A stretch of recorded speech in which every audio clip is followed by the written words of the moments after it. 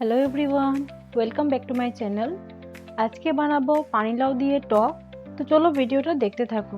পানিলাউয়ের টক বানানোর জন্য প্রথমে আমি লাউয়ের ঠিক গলা অংশটা নিয়ে নিয়েছি, তারপর ওটাকে টুকরো টুকরো করে কেটে নিয়েছি।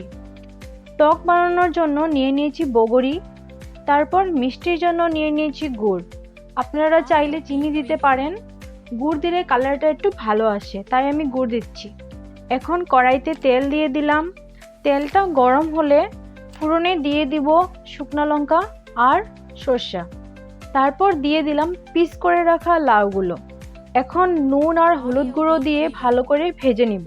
লাউটা একটু কালার চলে আসলে, মানে একটু লাল লাল কালার চলে আসলে দিয়ে দিব বগরিগুলো। তারপর একটু ভাজা ভাজা হলে দিয়ে দিব জল। যখন ঝোলটা ফুটে আসবে তখন লাস্টে দিয়ে দিব গুড়। এখন একটু জাল হলে টকটা নামিয়ে নিব। দেখো পানিলাউয়ের টক তৈরি হয়ে গেল। পানিলাউয়ের গলা অংশটা দিয়ে যে টক বানানো যায়, এটা আমি আমার শাশুড়ি মায়ের থেকে শিখেছি। ওনার মা মানে আমার দিদা নাকি আগে প্রায় এই টকটা বানিয়ে খাওয়াতো। তো আপনারাও ঘরে ট্রাই করে দেখতে পারো, খেতে খুব দারুণ লাগে।